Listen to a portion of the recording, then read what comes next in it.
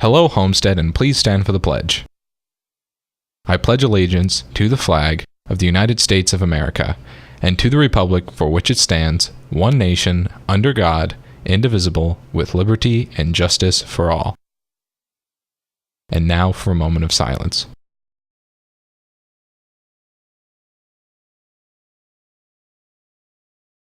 Hey Homestead, I'm Drake White. And I'm Bailey Hauser. And on today's edition of HHS In Depth, Matt Hamilton reports on why we didn't cancel school last Friday. The Spartana is going digital. Reporter Sahar Moshev talks to the online editor about the new changes. And Haley Steed interviews some Scholastic art winners. All of that and more on today's edition of HHS In Depth for Friday, February 14th.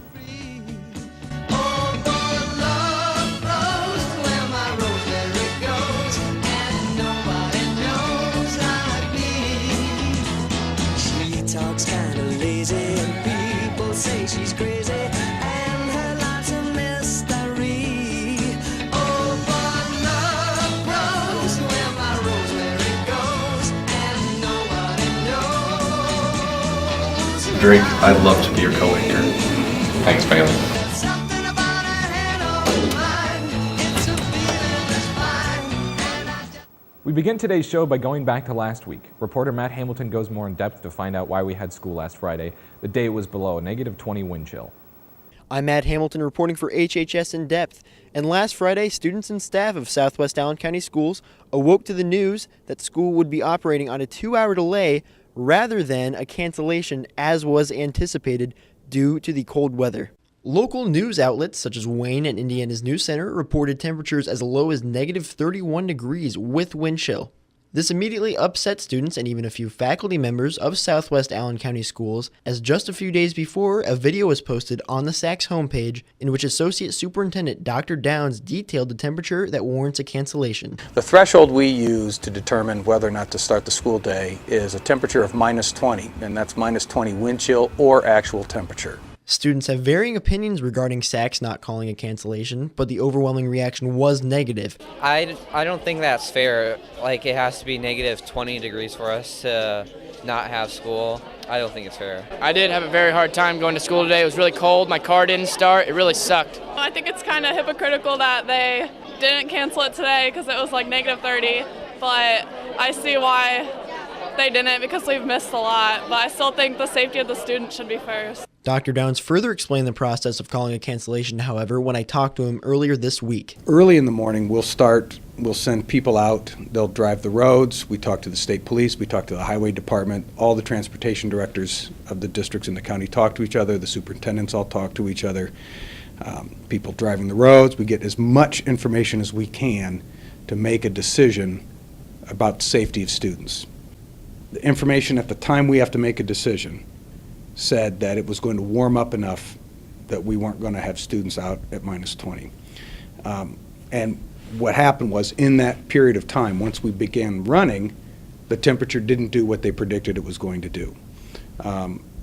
It was compounded by the fact that some of the news media did not update their information and reported temperatures that were significantly lower than what they actually were. And as with much of what has happened this year at Homestead, students once again took to Twitter to show their disapproval of the decision to have school. Dr. Downs notes that cancellation boils down to one thing. All weather is based off of probabilities and prediction. I mean, it is. It's all based off of that. If we had the luxury of knowing what the temperatures were going to actually be, there wouldn't be any guesswork in it. The reason we have to make a decision early on is once we start running buses and once there's a point at which everybody in the district has to go about having their day planned. And for childcare reasons and all of these myriad other reasons. Once we get past that point, we can't go back and change everybody's plans, the childcare. If a kid's on the bus and we change our mind because it's not warming up, we can't take the kid home to the house because parents have gone to work. So the next time you wake up in the morning expecting a cancellation, don't be too sure. For HHS In Depth, I'm Matt Hamilton. Back to you in the studio. Seniors. Each year there is a video produced from pictures that you bring in. This video is shown at graduation and possibly during other senior activities here at Homestead. Start collecting your pictures now so that you have them ready to turn in before spring break. They must be in a digital format and be of good quality and content appropriate to be accepted. There will be further announcements later in the year. Also watch the Homestead webpage under graduation for more information. Spanish Club will meet after school today in Senior Peepers Room to talk about the Chicago trip and plan their next activity. Stop by for a few minutes if you can. There will be a SAD meeting on Tuesday in room 206 after school. Please make sure that if you have been to a meeting this semester to be there for this important planning session. Hope to see you Tuesday. And now is here reporter Sahar Moshref with a look at the Spartana unveiling their new online website. Hey Homestead, I'm Sarah Moshref reporting for HHS In Depth. The Spartana has some exciting news, and I had a chance to sit down with online editor Mallory McCauley to get more details. So Mallory, can you explain what the new Spartana website is and when it will launch online? The new Spartana website is just a more in-depth version of the newspaper, and we're going to have more stories that are up more often, and it'll be updated almost every day. So we're going to have everything that's going on in Homestead on the website, and it's just a more in-depth version. What does the Spartana going digital mean for the hard copy of the newspaper? We're still going to have the hard copy, but instead of coming out bi-weekly, it's going to be monthly. Will there be new and unique online articles that weren't normally on the newspaper edition? Yes, we're not going to have anything in the newspaper that's on the same as online. So that just means that we're going to have more opportunities to have in-depth stories and new and more relevant topics to put up. Does this mean that there will be more opportunities for aspiring writers and journalists, more chances for them to get published? We have a lot of writers that aren't actually on the Spartana staff that still write for us, and since we're going to be putting stories up more often, that'll mean more chances for people to write if they would like to. How does it feel to be launching the new site? It's actually really exciting because this was a big deal for us to actually build the whole website and to pick who is going to be online editor, and it's a lot more work because instead of just coming out bi-weekly and having more time to write stories, people have to write stories the night of, like for example if it's a basketball game. They don't have time to plan it and have a lot of time to get interviews. It has to be done on the spot, so it's a lot more like professional journalism now, so it's pretty exciting. What gave you the idea to start a website? The Spartana recently went on a trip to Boston, and there it was just a journalism conference, and we realized that a lot of schools had websites for their news, but we didn't, so that gave us the idea, and we just established it from that. Is there anything the student body should be looking out for from this launch? We're going to have a contest for the first 15 people that comment on our website will get a prize, and that starts today. Don't forget to check out the website at hhsspartana.com as their new website launched today. I'm Sarah Moshref reporting for HHS In Depth. Back to you. Do you want to take your Valentine's Day date out to dinner but lack the funds to do so? Tweet at the Spartana a picture of you and your Valentine to enter our Cutest Couples contest. The winner will be announced Monday and win a post-Valentine's Day dinner for two.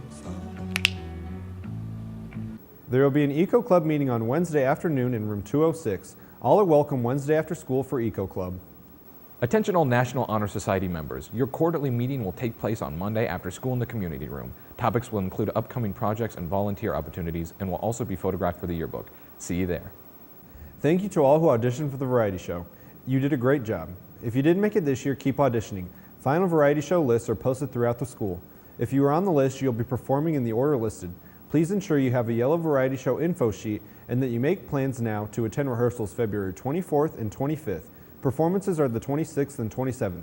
Please see Mrs. Mullally if you have any questions. And now here is a special announcement from Mrs. Mullally regarding the spring musical, The Music Man. Hi, Homestead, Mullally here to encourage you to audition for Music Man, a wonderful musical. And the audition sheets are right up here outside of the choir room, which is room 404, Mr. Shaw's room, if that helps you. The audition days are Tuesday, February 18th and Wednesday, February 19th, with callbacks being Thursday, February 20th. Tuesday, February 18th is from 4:30 until 7. Wednesday, February 19th is going to be from 5 to 7:30. You come here, you sign up for a time to sing to us, and then afterward you read a little bit from the script. The singing, don't worry too much about it. You can come and you can sing any song that you want. You just want to come with about a minute prepared. So once again, Tuesday and Wednesday, February 18th and 19th. Tuesday is 4:30 to 7. Wednesday is 5 to 7:30, and Thursday callbacks are going to be also from 5 to 7:30. Last but certainly not least, if you have a younger sibling, especially a younger sibling in the middle schools at Southwest Allen County, we are looking for younger cast members to fill in as townspeople, as well as a couple of lead roles are younger kids. So if you have a younger brother or sister that's in the Southwest Allen County schools that likes to sing, likes to dance, likes to act, we'd love to have them come and audition. And audition dates for the middle schoolers is Monday, February 17th from 5 to 7:30. Once again, Monday, February 17th from 5 to 7:30 for middle school. Tuesday and Wednesday, February 18th and 19th. For high school, callbacks are February 20th. Come, sign up for an audition slot. I hope to see you guys there. And now here is Haley Steed with a feature on some of Homestead High School's Scholastic Art winners. Hey Homestead, I'm Haley Steed reporting for HHS In Depth. Did you know that some of your fellow students have won very prestigious awards from Scholastic for their creativity and individualism? I'm here to talk to a few of them about the awards they won. Hey guys, I'm here with Jenna Haverstock to ask her about her Scholastic Award that she won. How many pieces did you win? What were they called and what were they for? I submitted one piece of writing called Disgrace, and it was awarded a Scholastic Gold Key and a nomination for American Visions and Voices. How long have you been involved with writing? I've had to write a lot for school, and this is actually originally a school project that a teacher just encouraged me to submit. I'm here with Taylor Hollister asking about the Scholastic Award. So Taylor, how many awards did you win and what were they for? I got 2 silver keys, and they were for one called I See Fakeness and another one for, what's it called? I don't know. Yeah, I forget. How long have you been involved with art? I guess I've always been attracted to it, like all forms of it, but I never really got involved until last spring. Where did your inspiration come from, and can you explain your idea? For the I See Fakeness, it was like, I had like a bunch of like tweets and pictures and stuff, and it was just like, and I like accentuated my eyes kind of thing, and it was just like, I see fakeness. Yeah. All right, that was Taylor Hollister. I'm here with Kendall Paul and Hannah Kirk to ask them about their Scholastic Art Awards. How many pieces did you win, and what were they called? I won 4 pieces. I got a gold key for a self-portrait called Vibrance, a gold key for a self-portrait called Scan Here, a silver key for a piece that was a picture of a house floating in the air, and then I got an honorable mention for a landscape that I did. I got 2. I got a silver key for a portrait of Lana Del Rey, and then a gold key for another one. Is this the first time you've entered or won a prize? Yes, it's the first time I've entered into Scholastics. And you? Second time. How long have you been involved with art? Well, I took art classes both semesters last year and last semester this year, and I'm a representative for art club for my grade. Hannah, how long have you been in art? Like all my life, and since freshman year. I'm here with Grace Walder to ask her about her Scholastic Award. So Grace, how many awards did you win? Well, I entered a poem called Blind, and I got a gold key for it. Is this the first time you've entered or won a prize? This is the first time I've ever entered Scholastic, but I've been published through the National Amateurs Poetry Competition before. I got 2 poems published through that. Where did your inspiration come from, and can you explain your idea? It actually comes from bullying, because we were... One day in advisory, we had to watch like a bullying video. Well, thank you, Grace. Again, I'm Haley Steed reporting for HHS In Depth. Back to you guys in the studio. Attention seniors. This is a reminder for those of you that received the blue Core 40 with technical or academic honor CHIPS form yesterday during advisory. If you are planning on filing the FAFSA by the deadline and qualify for student financial aid, you will want to complete this form and return it to Student Services by next Thursday, February 20th, in order to be eligible to receive an additional financial aid incentive. This form must be completed and returned to the Student Services Office for Homestead to have authorization to release your Social Security number to the State Student Assistance Commission. Again, please return this completed form to Student Services by next Thursday, February 20th. If you have any questions, see Mrs. Boniff in Student Services. The first mandatory practice for girls and boys track and field is Monday, February 17th. Please make sure you have a physical and concussion form turned into the athletic office prior to this date. And now, here's Bailey Hauser with another edition of the Sports Corner.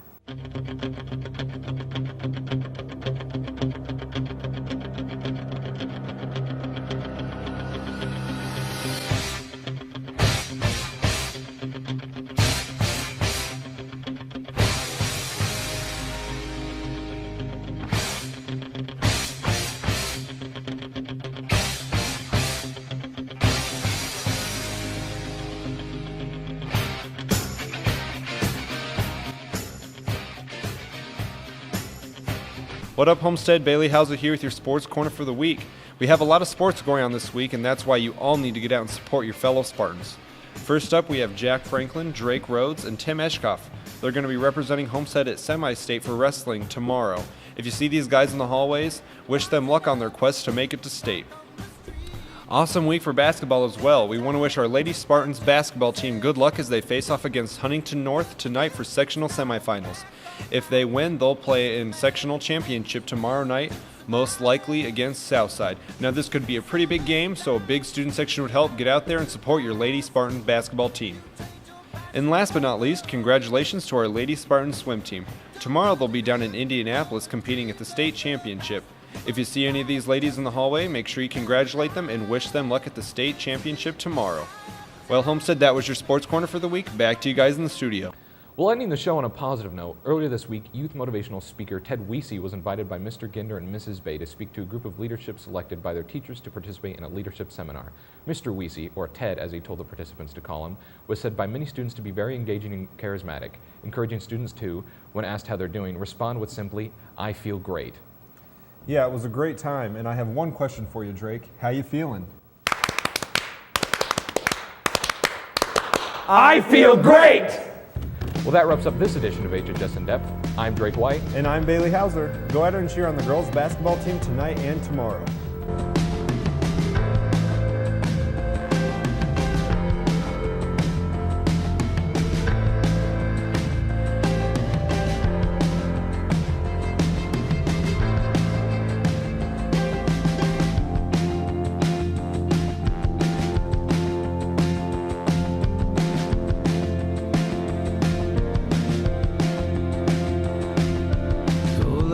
Behind the houses, I don't see what's strange about this. Tiny bubbles hang above me. It's a sign that someone loves me. I can hardly stand upright. Hit my head upon the light. I have faith but don't believe it. It's not there enough to leave it. Everything I love is on the table. Everything I love is out to sea. I have only two emotions, careful fear and dead devotion.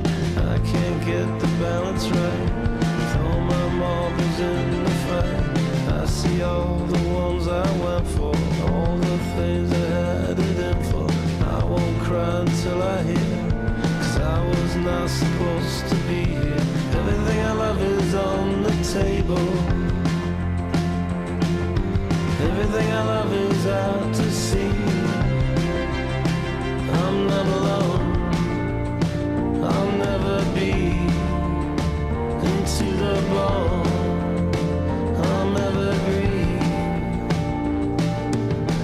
I'm tired of freezing, I'm done when it gets so late. I forget everyone, I need somewhere to stay. Don't think anybody I know's away. Calm down, it's alright. Keep my arms the rest of the night. When they ask, what do I see? I say bright, white, beautiful, heaven hanging over me.